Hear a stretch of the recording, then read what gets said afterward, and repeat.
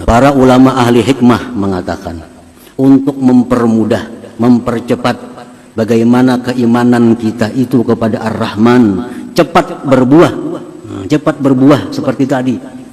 Alangkah baiknya setiap habis sembahyang 5 waktu membaca Ya Rahman 100 kali. Ya Rahman, Ya Rahman, Ya Rahman, Ya Rahman, Ya Rahman, Ya Rahman, Ya Rahman, Ya Rahman. Nah, maka dengan berkah bacaan itu setiap sembahyang 5 waktu habis sembahyang baca 100, maka kita akan diberi Allah akhlak di mana kita bisa melihat orang yang maksiat itu dengan pandangan kasih sayang, dan kita bisa mengajak mereka ke jalan Allah dengan jalan yang lemah lembut, dan kita akan diberi Allah kedudukan yang mulia di sisi Allah Subhanahu wa taala. Ya Rahman 100 kali sesudah sembahyang 5 waktu. Itu yang dikatakan oleh sebagian ulama ahli hikmah. Bismillahirrahmanirrahim. Alhamdulillahilladzi samma nafsahu birrahman. Para muhibbin, hadirin hadirat rahimakumullah. Puji syukur senantiasa kita haturkan kehadirat Allah Subhanahu wa taala. Salawat dan salam atas junjungan kita Nabi besar Muhammad sallallahu alaihi wasallam dan seluruh keluarga, para sahabat, zuriat dan pengikut beliau ila yaumil akhir. Para muhibbin rahimakumullah, Ar-Rahman seringkali kita maknai dengan Maha Pengasih. Nah, itu makna yang secara ringkas. Ar-Rahman yang Maha Pengasih. Ar-Rahman itu adalah yang mengasihkan nikmat-nikmat yang besar yang tidak mungkin bisa dilakukan oleh hamba-hambanya. Itu arti Ar-Rahman, yang mengasihkan nikmat-nikmat yang besar yang tidak mungkin bisa dilakukan oleh hamba-hambanya. Nah, itu Ar-Rahman.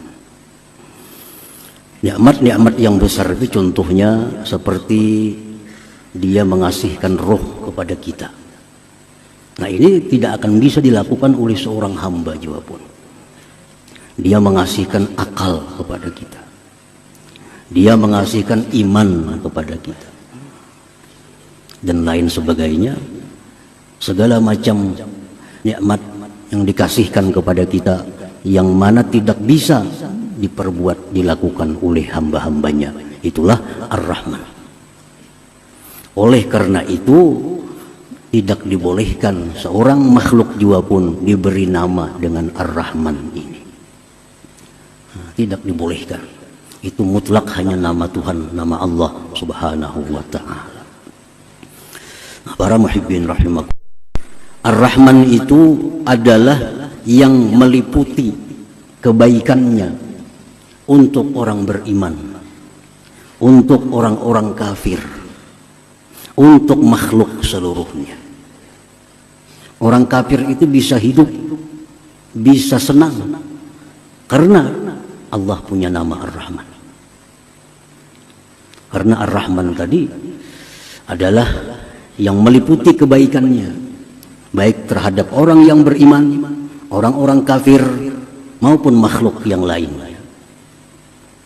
Oleh karena itu biasa di dalam doa disebut Ya Rahmanad Dunya wal Akhirah.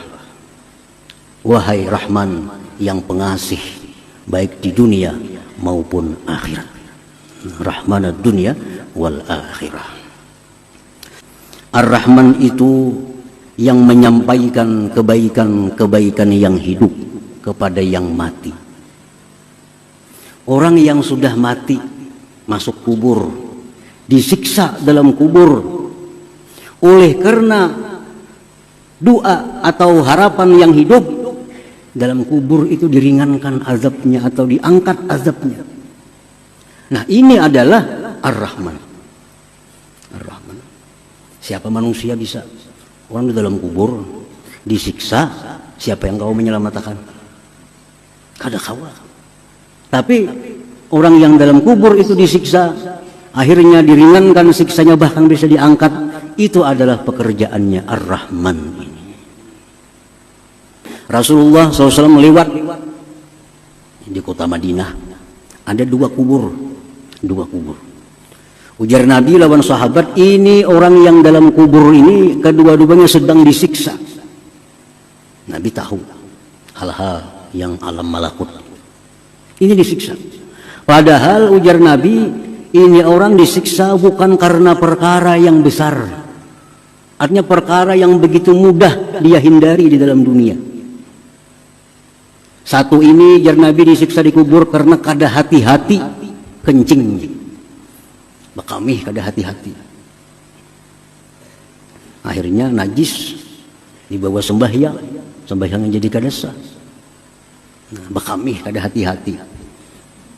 Nah akibatnya dikubur, disiksa. Hal kecil.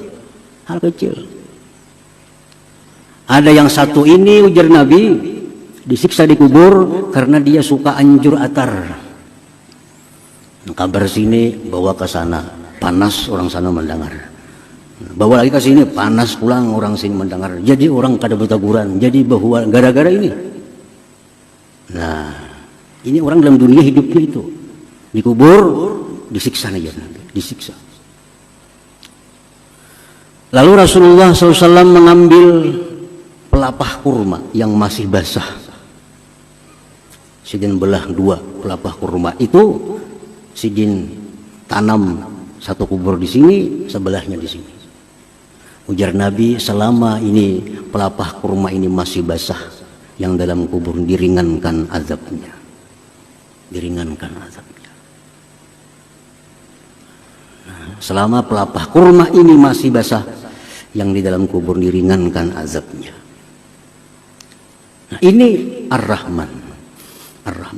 Ar-Rahman adalah Tuhan yang meringankan azab orang yang dalam kubur karena kebaikan-kebaikan orang yang hidup di alam dunia ini. Nah, manusia kada bisa, kada kawa. Orang disiksa di kubur, kawala kita membantu, kada kawa. Ada bisa. Tapi Ar-Rahman bisa. Orang yang sedang diazab di dalam kubur, anaknya berdoa, Allahumma ghfirli wali walidayya, ya Allah ampuni dosaku, dosa orang tuaku.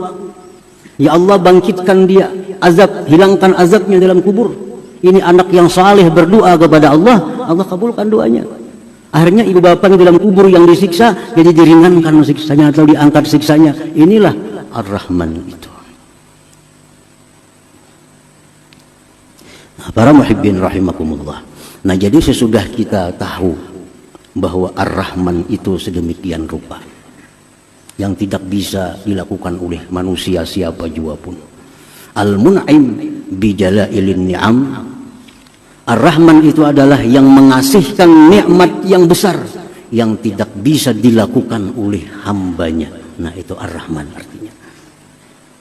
Nah, bila sudah kita yakin demikian artinya Ar-Rahman, nah kita beriman bahwa Ar-Rahman itu demikian artinya, keimanan kita itu akan membuahkan beberapa akhlak di dalam diri kita ini.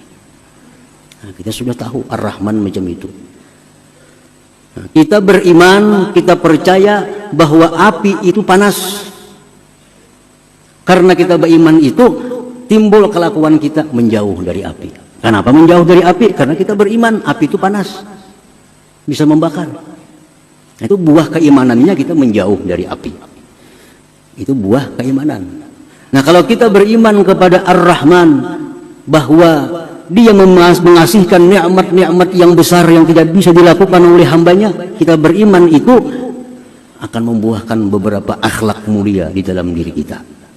Imam Al-Ghazali rahimahullah mengatakan, orang yang beriman kepada Ar-Rahman, satu, dia akan menyayangi hamba-hamba Allah yang lalai kepada Allah. Dia akan sayang kepada hamba-hamba Allah yang meninggalkan Allah, yang menentang Allah. Dia sayang. Dia arahkan mereka itu ke jalan Allah dengan nasihat yang lemah lembut. Jadi melihat orang yang maksiat, melihat orang yang menentang Allah, dia kasihan, dia sayang, lalu dia ajak ke jalan yang benar dengan cara yang lemah lembut. Pertama itu. Yang kedua, dia memandang kepada orang yang maksiat itu dengan pandangan kasih sayang, bukan pandangan menghinakan. Melihat orang maksiat itu kasihan, kasihan, bukan murka, bukan menghinakan. Yang ketiga, bahwa adalah tiap-tiap maksiat yang terjadi, yang dia lihat itu adalah musibah pada dirinya sendiri. Setiap dia melihat ada orang maksiat, dia menganggap itu musibah bagi diriku. Maka dia berusaha untuk menghilangkannya dengan sekedar kemampuannya, karena sayang kepada orang yang maksiat itu. Para muhibbin rahimakumullah. Jadi orang yang sudah mengenali Ar-Rahman, sudah beriman kepada makna-makna Ar-Rahman, dia akan selalu mengajak orang-orang yang maksiat untuk ke jalan Allah dengan lemah lembut, dan memandang mereka dengan pandangan kasih sayang, dan lagi menganggap bahwa maksiat yang dilakukan inya itu adalah musibah bagi diriku. Nah, para muhibbin rahimakumullah, beberapa contoh Rasulullah SAW sebagai nabi yang sangat beriman kepada Ar-Rahman itu. Nah, hadirin hadirat yang dimuliakan Allah Subhanahu wa taala. Nah, mudah-mudahan kita dapat beriman kepada nama Allah yang kedua Ar-Rahman, dan iman kita itu dapat membuahkan akhlak seperti tadi.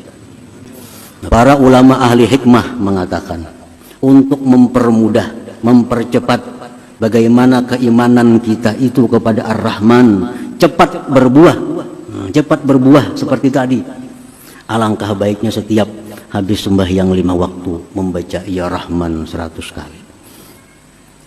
Ya Rahman, Ya Rahman, Ya Rahman, Ya Rahman, Ya Rahman, Ya Rahman, Ya Rahman, Ya Rahman. Nah, maka dengan berkah bacaan itu setiap sembahyang 5 waktu, habis sembahyang baca 100, maka kita akan diberi Allah akhlak di mana kita bisa melihat orang yang maksiat itu dengan pandangan kasih sayang, dan kita bisa mengajak mereka ke jalan Allah dengan jalan yang lemah lembut, dan kita akan diberi Allah kedudukan yang mulia di sisi Allah Subhanahu wa taala. Ya Rahman 100 kali sesudah sembahyang 5 waktu. Itu yang dikatakan oleh sebagian ulama ahli hikmah. Ila hadratin Nabi sallallahu alaihi wasallam. Al-Fatihah. A'udzubillahi minasyaitonir rajim. Bismillahirrahmanirrahim.